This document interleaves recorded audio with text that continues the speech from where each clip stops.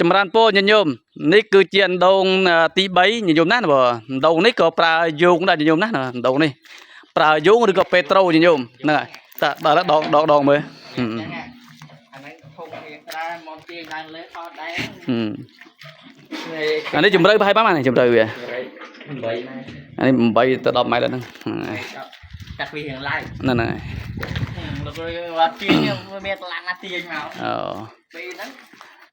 ចឹងញាតិញោមទាំងអស់គ្នាសម្លឹងមើលហ្នឹងហើយភាពលំបាករបស់ព្រះសង្ឃដែលលោកបួសនៅក្នុងវត្តសាសនារបស់យើងនៅពេលដែលវត្តរបស់យើងអត់មានភ្លើងប្រើវារៀងលំបាកបន្តិចញាតិញោមណាហ្នឹងហើយគឺកត្តាទី1អណ្ដូងវារៀងជ្រៅហើយនៅពេលដែលលោកស្រង់ទឹកនៅពេលដែលលោកឆាន់ទឹកលោកត្រូវការដងញាតិញោមហ្នឹងហើយមិនមែនស្រួលប្រមាណទេហ្នឹងហើយការដែលកូនសិស្សមិនទាន់ទៅផ្ទះគាត់ដងទឹកហ្នឹងយកទៅដាក់ពាងនោះញោមយកដាក់ពាងនោះហ្នឹងហើយអញ្ចឹងឆ្ងាយគួរសមហ្នឹងញោមហើយឥឡូវនេះគាត់ទៅមើលយាយគាត់បាត់ហើយហ្នឹងហើយលោកតាម៉ៅណាញោមហ្នឹងហើយឥឡូវនេះប្រសង់លោករៀងវេទនាតិចហើយហ្នឹងហើយអញ្ចឹងត្រូវការស្រង់ទឹកអណ្ដូងប្រើដោយពេត្រូឬក៏យោងញោមណាហ្នឹងហើយដងទៅហ្នឹងដងមួយទៅហ្នឹងហើយអញ្ចឹងហើយបានអាត្មាហ្នឹងទៀមទាចង់បានម៉ាស៊ីនដល់សារតែយើងមិនចង់ឲ្យពិបាកហ្នឹងហើយណាមួយទៀតយើងបូមដាក់ពាងទៅយើងស្រង់ទឹកពាងទៅញញោមណោះហ្នឹងហើយបើយើងឆាន់យើងទិញទឹកសុទ្ធផឹកក៏បានឬក៏យើងដងទឹកម្ដងក៏បានញញោមហ្នឹងហើយអញ្ចឹងនេះជាប្រភេទអណ្ដូងទី3ញញោមណាព្រោះអណ្ដូងទី3នេះជាប្រភេទអណ្ដូងប្រើម៉ូទ័រក៏បានប្រើដោយយោងក៏បានញញោមហ្នឹងហើយ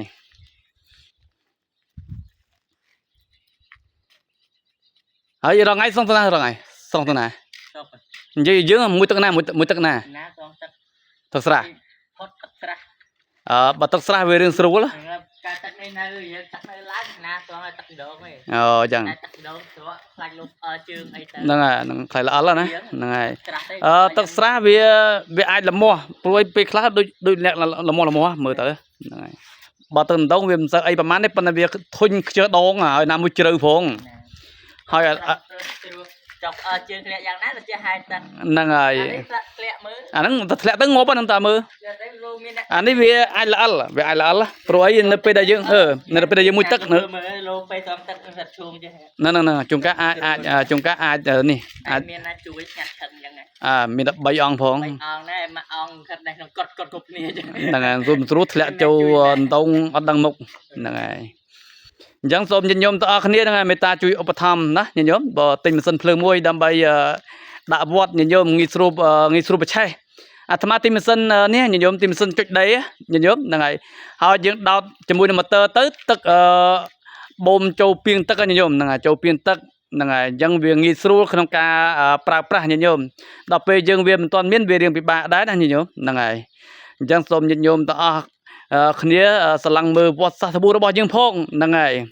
ព្រោះអីទុកលំបាករបស់មនុស្សយើងម្នាក់រត់ថ្លែងប្រាប់ណាក៏ប្រាប់មិនកើតដែរញោមហ្នឹង